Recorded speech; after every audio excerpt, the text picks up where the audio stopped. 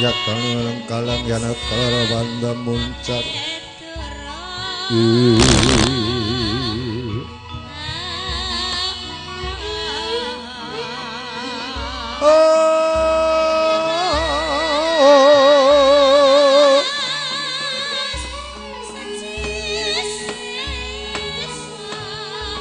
tenan reka koneng soram-soro tetan padang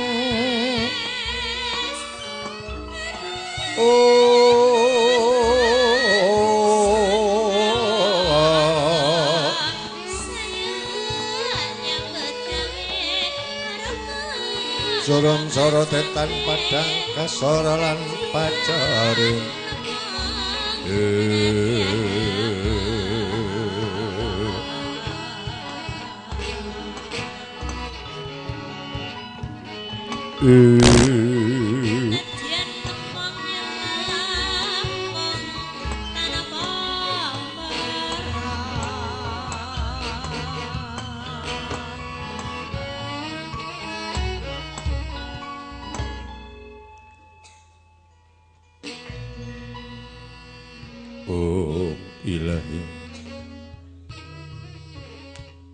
Ilahing ewek namastu para nama sideng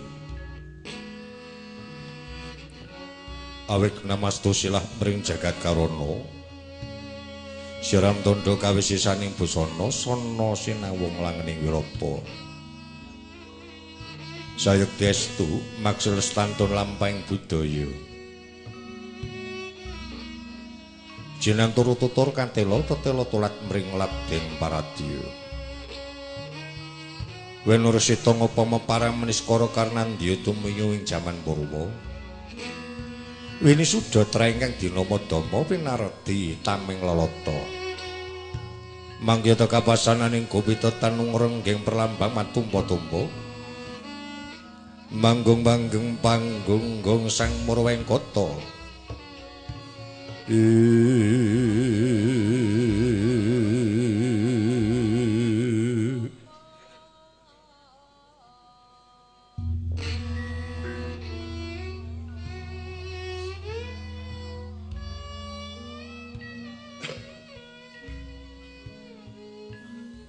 Parwakaning kandha kadhapuk orang Pak runtut bangsa ingkang rinengga ukara ingkang pinatut dongeng kuna ingkang mepepeling wayang Parawa ingkang ginambar miring yektine ngemu werdi datan meloksung sesora kelir ingkang ginelar pindhani jagat mercapada ingkang gumelar layar ingkang ginulung winates pepuntaning lalakon sayekti sawiji-wiji wis tinemtu marang kodrating kang maha kawasa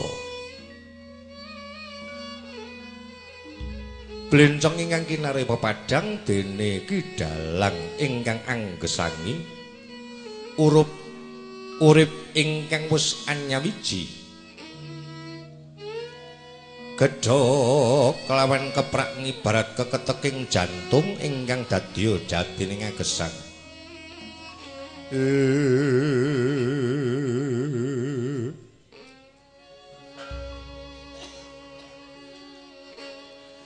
gending kelawan tembang ngibarat gereng senging cipta rasa budi kelawan karsa bunga kelawan susah popo kelawan mulya dadya lelangen lakuning mercapada Pathet 3 6 9 miwah manyura sayekti kinarya tengara laksitaning yuwana Purwa madya tumekaning wusana sedaya yen to ginarep sangsaya kraos mulat salirohang rasa wani weruh ing diri rasa rumangsa angrumangsani kadi jalma milu kanca Jarwatri wis cinakup sak cacakaning carita alawa becik wis ginambaraken wonten jroning pakliran Ya ing kono sejatine kalamun padha kepareng amriksani pagelaran wayang Purwa.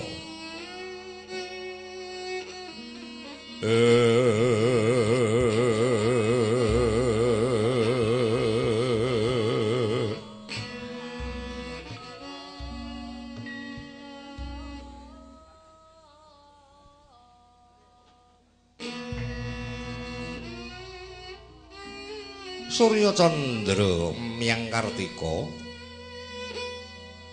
sayekti kapurba mring kudrating kang maha kawasa sahari kelawan ratri hangitri bawana Purwa tumekaning Dasina gilir gumanti datanpa kemba kateman dados petanganing dina sasi taun windu kelawan abad tetuan ketingal kartu mangkar sinirambun kelawan toya jawah ingkang pating krimbyah sayekti dadi pepasrening jagat kutu-kutu walang atoga satawana beribran Myang Buron Cipta Burontaya cinipta kapurba dening pangwasaning Jawata dadi peperanaan datan prabeda jalma manungsa ingkang cinipta priya kelawan wanita sakmangke kepareng trah tumrah angebeki bawana sak pantha-pantha nut kelawan golongane bangsane dewi-dewi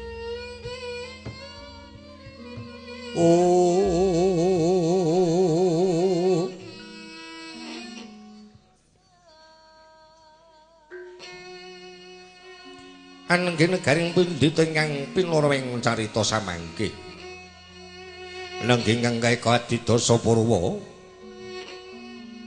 eka marang sawiji adilinwih dasa 10 Purwa tegese wiwitan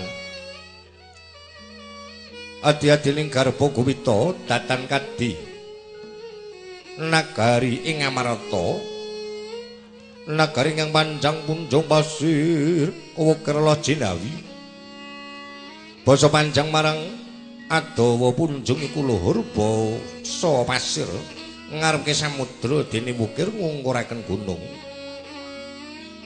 basa Jinawi toya ingkang tumumpang tulus kang sarwati nandur murah kang sarwati numbas agemah saha haripabasa gemah kathah jalma ingkang samya dedagangan tan kendhat lur tan ana pedhete basa ripakathah jalma ingkang gegriya wonten negari dalem pertandha eca manahing kawulit mangkono lamun toge nunggunga kawibawaning nagari Ngamarata sayekti saratri datanana pedhete tanmo kalawi saking raharjane mraja ketingal samangke urup sidhem tan wonten perbawane walang salisih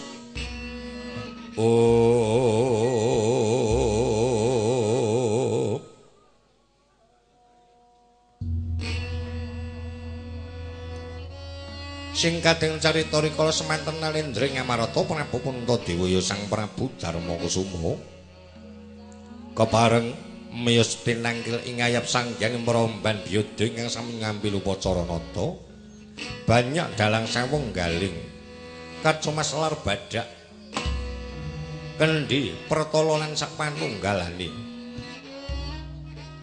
ingkang sami ngagem abang jajar ingkang sami ngagem busana rakta denon saking Mandra Candran nganti kaya arga pawaka arga werdining gunung pawaka tegese geni ketingal kadi harga ingkang kawlagari Agni Obra Markata Piswanira kuning jajar ngasami ngagem busana jene tilon saking Mandrawa Candrane nganti kaya peksi pudhang kang reraton ingkang sami ngagem busana ijo jajar ingkang sami ngagem busana wilis tilon saking Mandrawa Candrane nganti kaya tandur ingkang lagi gumadung ingkang seta kempal kali ngagem busana putih Denon sakemandur candran nganti kaya kapuk kang den wusoni. Mula Sang Nalendra meyos tinanggil pertanda bendhe beri munyo wontene madya gantang magenturan. Ngangset biswaning perwadya bala ingkang samyang gantung sibo. Mung colot.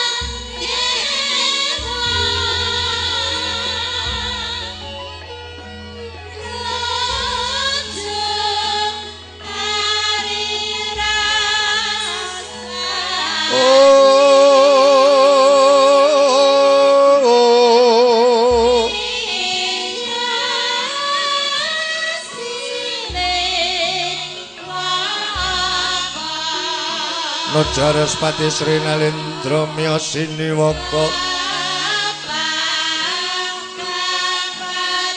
Bapak kang Wadyabala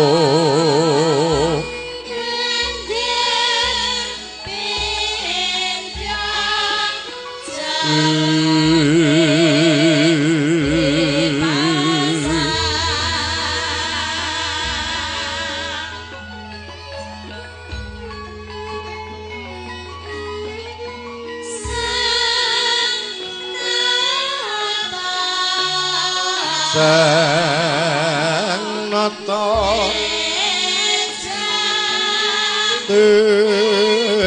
janing kuwung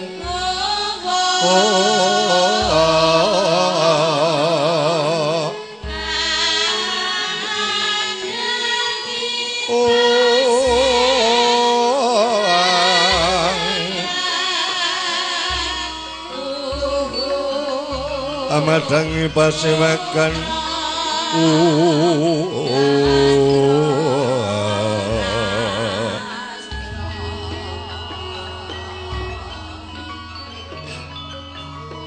Langing driya mangungkung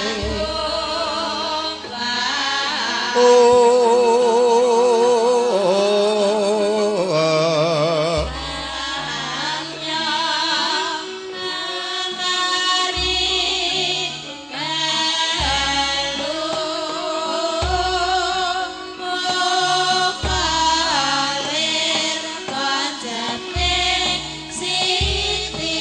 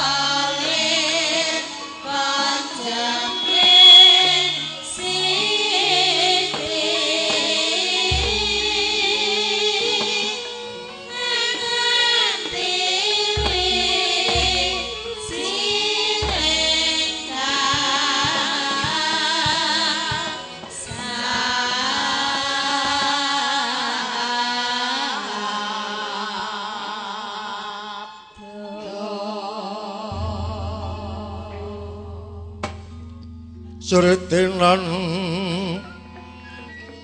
pasiwakan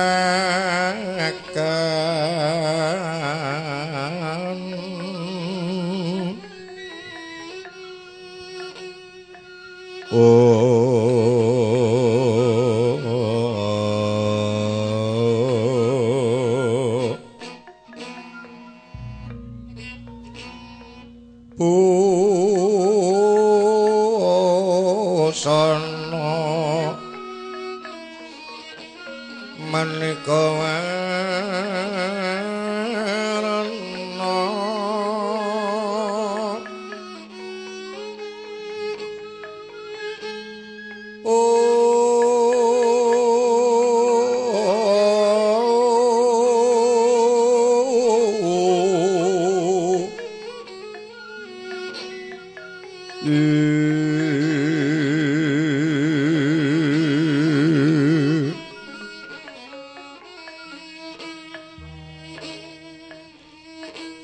sebab puspiteng udana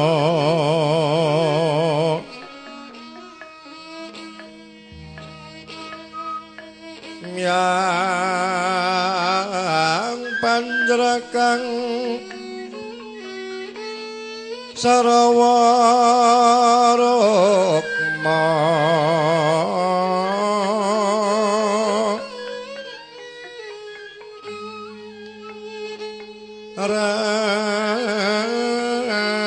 ranggang manik narawata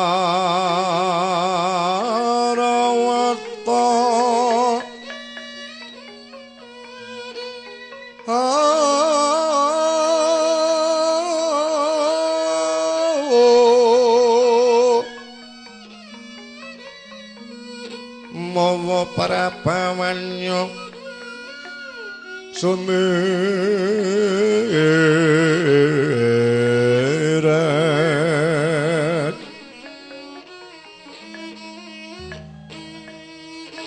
kanyaring tecoli wangaran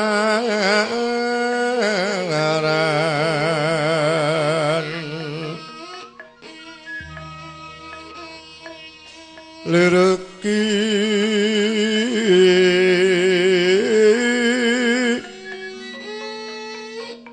lat sasiring tadek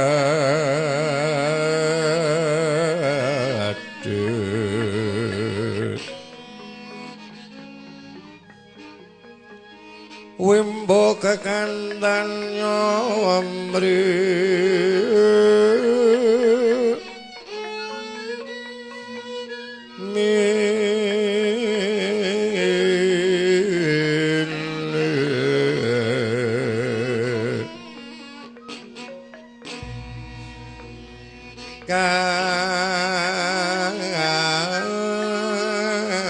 katiupeng ma urutta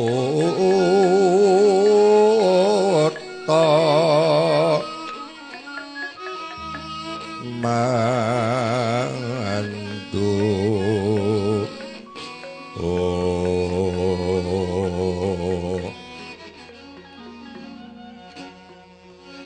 separan mengembar kongas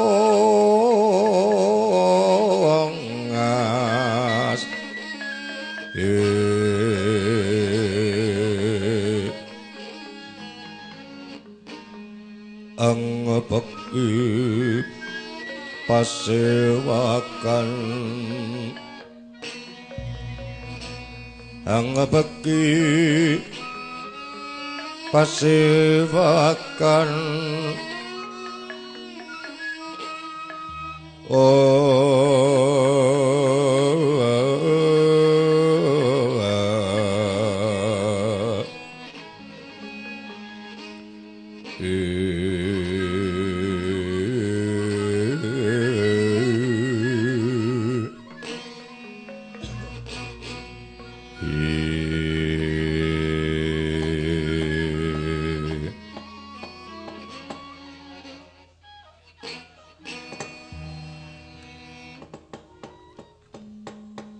ya tore sedang siniwa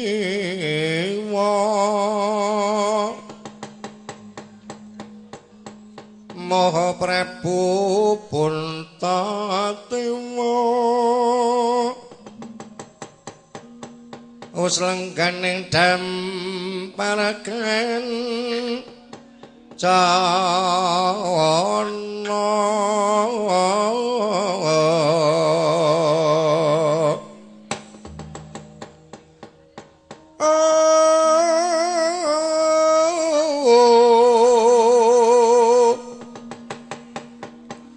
ing ngayap sangganing Byata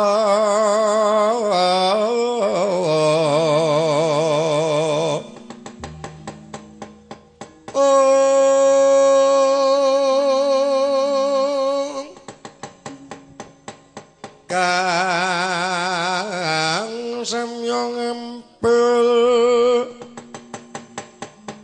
Samya ngambil upacara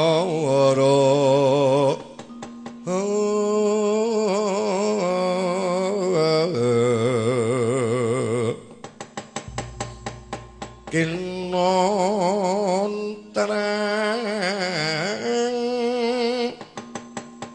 masrekna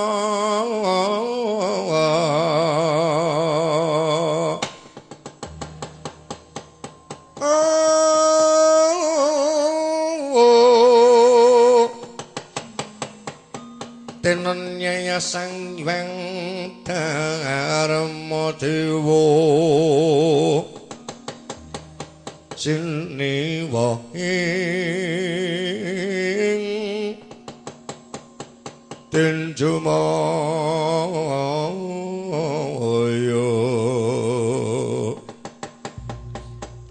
Srenalendra arum genira ngendika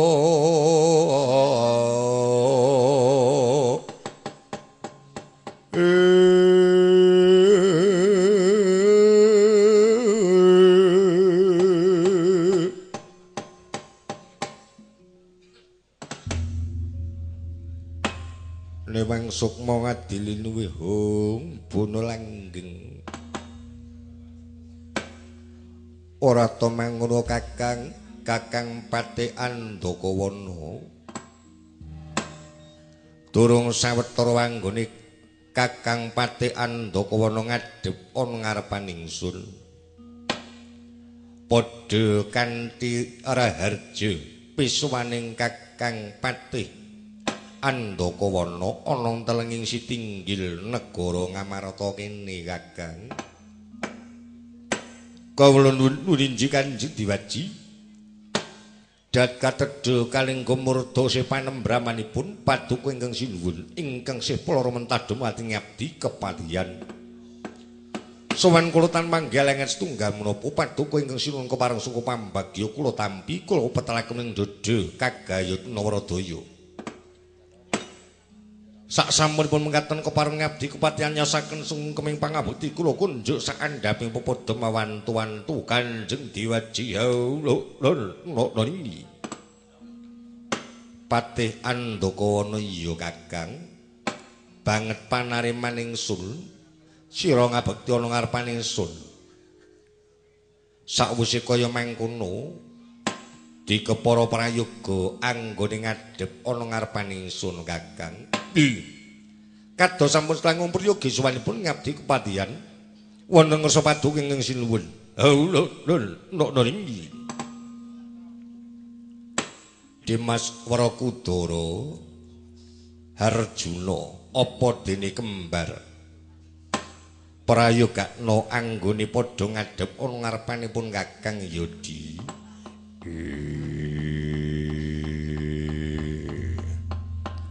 Wah, kaya wis prayoga tekaku nang ngarepanmu lembarung Kakangku. Adimu nunggul pawenang ngaturake basaku tampanono haji Kakangku. Ya tak tampa Dimas siadi ngabekti kelawan mun Kakang. Pangestuku tampanana Dara. Wah, tak pundi dadi jimat. Pangabekti kula kunjuk saandhaping pepodo Koko Prabu. Yai Arjuna sak tampa. Pangestunipun Kakang Enggal Tampanana ya di sanget anggen kawula pundi. Pangabekti kula kunjuk Koko Prabu. Pangabekti kula kunjuk Koko Prabu. Iya Yai kembar memanekan iya. Gawe bombong rasaning penggalih siadi sakloron ngabekti kelawan pun Kakang. Ora namung pangestunipun Kakang Tampanana sanget anggen kawula pundi. Sanget anggen kawula pundi Kanjeng Koko Prabu. Kajaba saka iku Patihandakawana. Wonten dawuh Kanjeng Diwaji. Dina iki rening negara Ngamarta sajake kerawan pepundhenku. Koko Prabu Mandura ingkang kepareng rawuh. Ndak pundhut sliramu kabeh padha mrayogakna anggone padha ngadhep ana ngarepaning ingsun. Dina iki ingsun bakal nanggapi rawuhing Koko Prabu Baladewa. Nyawa papundhen kula Koko Prabu Baladewa. Estungkara Manik Raja Dewaku jagat. Wonten dawuh ingkang kados pundi Yai? Rawuh wonten negari Ngamarta katuran pasegan Panakrami Koko Prabu Baladewa. Kados samus langkung priya geswanipun ngraka kersanipun Yai Prabu Puntadewa. Praptanipun ngraka saking negari Mandura dumugi wonten ing Indraprasta mriki tan mangke alangan setunggal menapa. Nuwun sewu Yai. Wonten kepareng janganing penggalih Yai Prabu nampi astudinipun ing ngraka Mandura sayogi kunjuk Yai. Kula pundi saengga jimat paribih Koko Prabu. Inggih. Ora to mangkono Baladewa kakangku. Durung antara suwi. Anggone bule kakangku rawuh ana negara ing Ngamarta. Adimu Werkudara ngaturake basaku Tampanana bule kakangku. Werkudara, apa bule kakangku? Ngene ya, Di. Aja dadi gerah penggaling siadi yen to pun Kakang bakal sawetara pirembugan kelawan Yai Werkudara. Babagan apa? Siadi mau lembageke kalawan pun Kakang Mandura kepiye coba balenono aturmu pun Kakang tak midhangetake Di. Bule kakangku. Basaku Tampanana bule kakangku. Lah piye Di? Iki sing arep tak rembug Dimas Werkudara. Kowe kuwi nek karo wong tuwa mbok aja sok nyandak sak dhuwuring tenggak. Ala tanpa rupa Werkudara kuwi kalebu manlasaning satriya ingkang sakmengko kena kanggo tepu tuladha tumraping para kawula. Dadi sapecak ingkang dadi lakumu seklimah sing dadi tembungmu mengko bakal tinulada marang sakabehing para kawula. Aturmu kelawan pun Kakang iki mau luput. Lupute nggon ndi? Kowe matur kelawan pun Kakang bule kakangku. Apa kurang jenengipun Kakang? Siadi matur Kakrasana kakangku kena. Werkudara matur Baladewa kakangku ya kena. Kusumawaning Pinta ya kena. Gene ya. Kok kowe matur bule karo pun Kakang? Karepmu piye? Gedhe cilike bule kakangku nesu karo Werkudara. Lho, ora perkara nesu Di. Nggone pun Kakang sapi jagong Rama Siadi kuwi disekseni wong sak negara ing Ngamarta. Lah kok Siadi matur ana ngarepane pun Kakang kaya mengrup apa Siadi kuwi ora kepengin ngaji-aji kelawan wong tuwa? Aja kowe kesusu nesu. Wong nesu ki kena ning nganggo waton. Aja waton nesu. Lho. Gene aturmu kaya mengkono Yai, Yai Werkudara. Aku tak takon. Ya, takono. Baladewa kakangku kuwi bule apa ora? nek le bule iki ya bule. Ning mbok ya aja diomong-omongke kaya mengono to Di. Aku ki ngakoni nek aku ki bule, kulitku bule putih ki aku ngakoni. Ning mbok ya aja dibulak-bulekake wae to Di. Mundhak apa?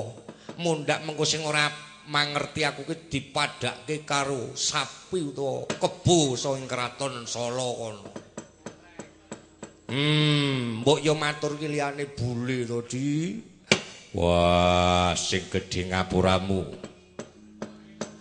Yen kira-kira Baladewa kakangku nesu, aku tak matur Kakrasana kakangku. Piye? Pangabektiku tampanana. Werkudara, piye? Aja lara atimu nek kowe ngabekti karo aku kepeksa ora tak tampa. Nesu meneh. Rumangsaku wong kok nesu wae anane. Mbok ya sing sabar. Saya sepuh ki kudune sing sabar. Aja ming arep ngudu wae Baladewa kakangku. Kosik Di. Pun kakang ki yen matur ora waton matur nanging aturipun kakang ana wewadone. Wewadone apa? Sapa wae mangerteni gelaring lair Baladewa kuwi kelawan Werkudara luwih tuwa Baladewa. Kuwi gelaring lair. Nanging menawa sapa wae ingkang wis menep penggalihe wis ora bakal kesamaran yen to Werkudara ki janjane batin luwih tuwa tinimbang Baladewa. Dasare apa? Pun kakang kuwi panjalmane pukulun Basuki. Werkudara panjalmaning pukulun Bathara Bayu Kusuma. Luwih sepuh pukulun Bathara Bayu tinimbang pukulun Bathara Basuki. Dadi batin aku rumangsa kalah kelawan Yayi Werkudara. Wong nom kok nampa bektine wong tuwa kuwi bakal kualat. Aku moh nampa bektine Yayi Werkudara. Aku moh nampa bektining pukulun Bayu Kusuma. Aku rumangsa kalah tuwa. Malah pun kakang wae ngaturake pangabekti kunjuk ana ngarepane Dimas Werkudara. Wah. Ndika mrene tak wadahane.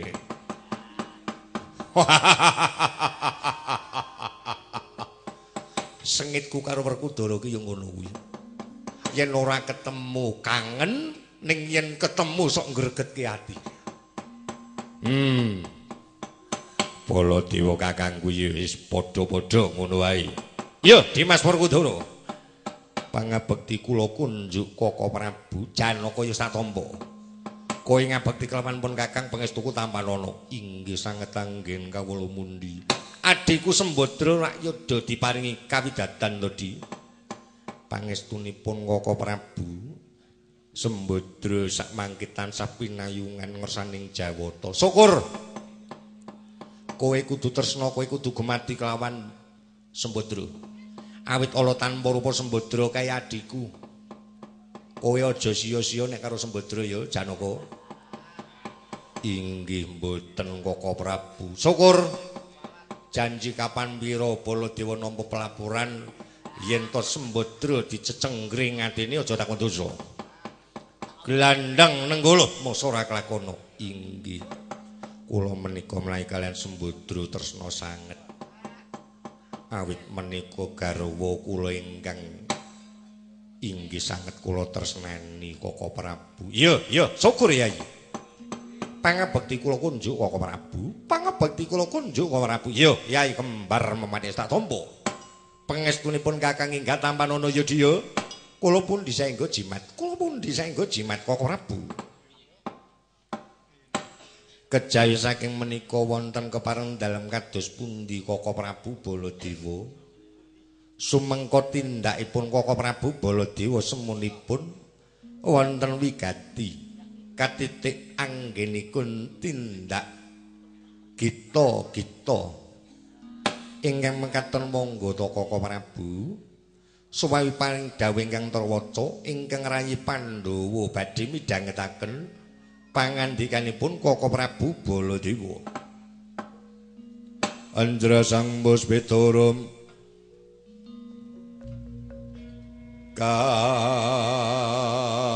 slering samirana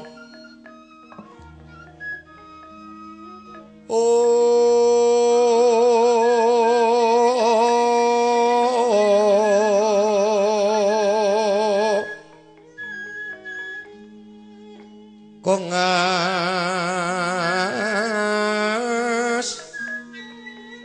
kandhanira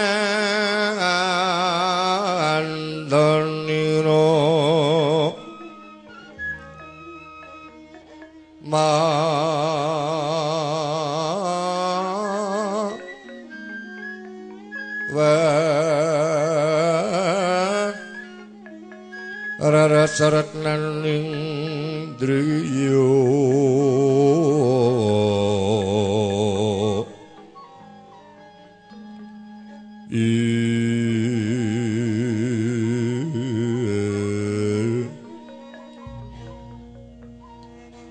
lemot kapiataning rucik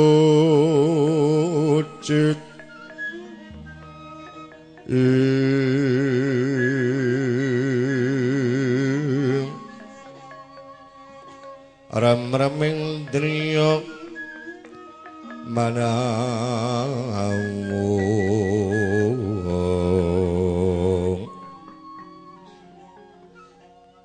kakawunging yang wasiso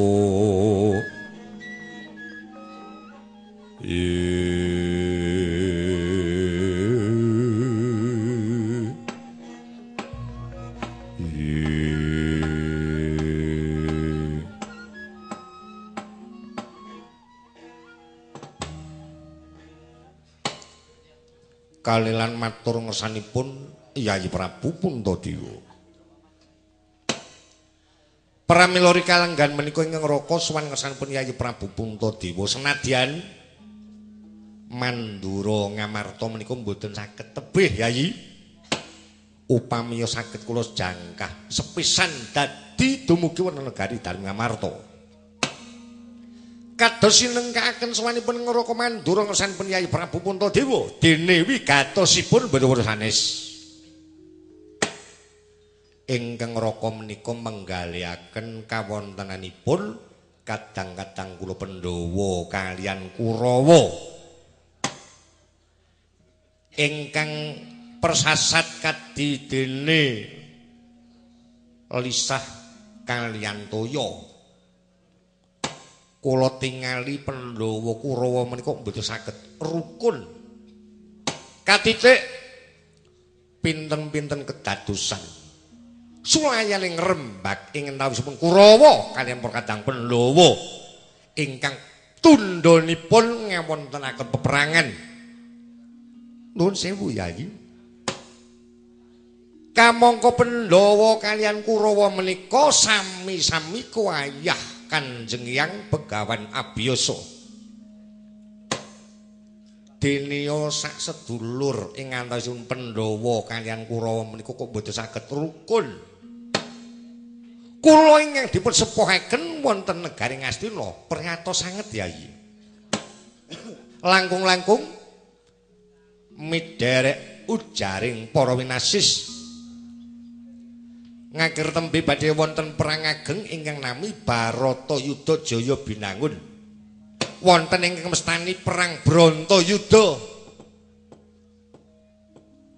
Baratayuda, Barata menika sampun nyebataken yuda menika perang. Perangipun terah Barata, tedhak turunipun Barata. Lajeng tembung Bratayuda. Branta menika tresna utawi remen, yuda menika perang. Yen dipun tingali sak gebyaran Kurawa Pandhawa menika sami-sami cinipta wani merca padha nanging kok sami remen perang to Yayi. Ingkang nami perang menika dipun tulis mawi mas. Naminipun perang menika tetep wengis. Sebab menapa? Wontenipun perang sak mangke badhe ndadosaken kapitunaning para kawula katitik badhe kathah lare ingkang dados lolo amargi dipun tilar pejah kalian tiyang sepuhipun kanthi wontenipun perang sak mangke badhe kathah rondo ingkang dinilar pejah kalian guru lakinipun ingkang mekaten Yayi prihatos sing manah ing Raka Mandura usana ing Raka Mandura manekung wonten ngersaning Sang Hyang Widiwasa Gusti ingkang hakarya jagat ing musana Jawata paring dawuh yen to perang Baratayuda Jaya binangun menika estunipun saged dipun wurungaken nanging kedah dipun seranani kanthi kagungan dalam pusaka nenggih Serat Kalimasada Samak Mustaka Jamus menawi Yai Prabu Puntadewa sakmangke kepareng ngaturaken layang Kalimasada badhe kula boyong kula suwanaken wonten kayangan Jonggiri Saloka kinarya sarana ngusadani wurunging perang Baratayuda sanget ngaturaken genging panuwun ingkang tanpa upami Yayi ananging menawi Yayi Prabu Puntadewa mboten ngiman risak ing negari Ngastina risak ing Praja Ngamarta perang Baratayuda Jaya binangun tetep kedah dipun budidaya amrih dados waduh Yayi kula aturi ngiman risak ing para kawula ingkang mboten mangertos dosa ingkang mengaton kok menapa Yayi Prabu Puntadewa kedah legawa pusaka dalem Serat Kalimasada badhe kula boyong kula suwanaken pun madyaning negari ing Mandura kula lajengaken minggah wonten ing Kayangan Suralaya mekaten Yayi Trinenggalanira sungging Trinenggalanira sungging sawarentana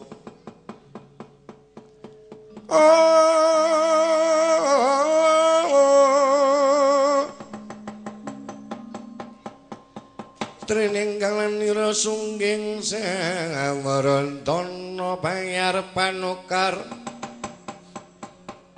Jaka teja pancat nyono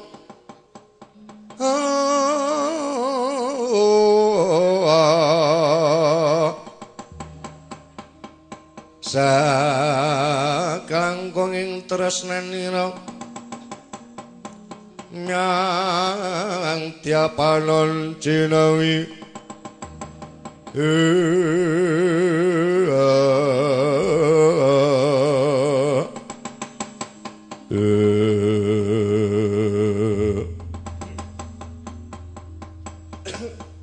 Nuwun sewu Koko Prabu kalilan matur ngersanipun Koko Prabu Puntadewa kuparenga kula nyambet saking pangandikanipun Koko Prabu Baladewa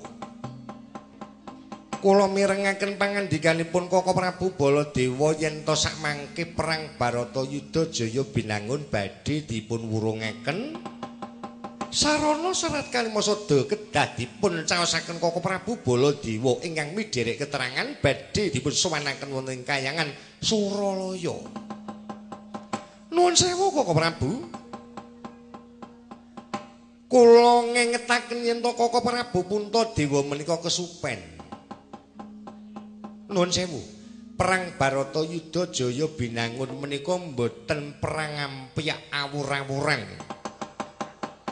Perang Baratayuda Jaya binangun menika sampun dados jangkaning jagat.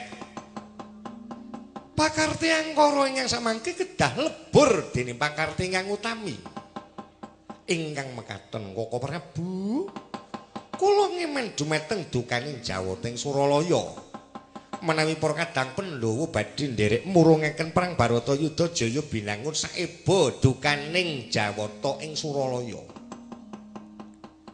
Kalian malih Koko Prabu kula ingetaken ugi saderengipun Koko Prabu Bathara Kresna nilar para kadang Pandhawa sampun nate ngendika Yayi Prabu Puntadewa dangunipun ingkang Raka Ndarawati nilar negari ing Amarta kula suwun pusaka ngamarta sampun ngantos wonten ingkang pegat saking astanipun Yayi Prabu Puntadewa. Menika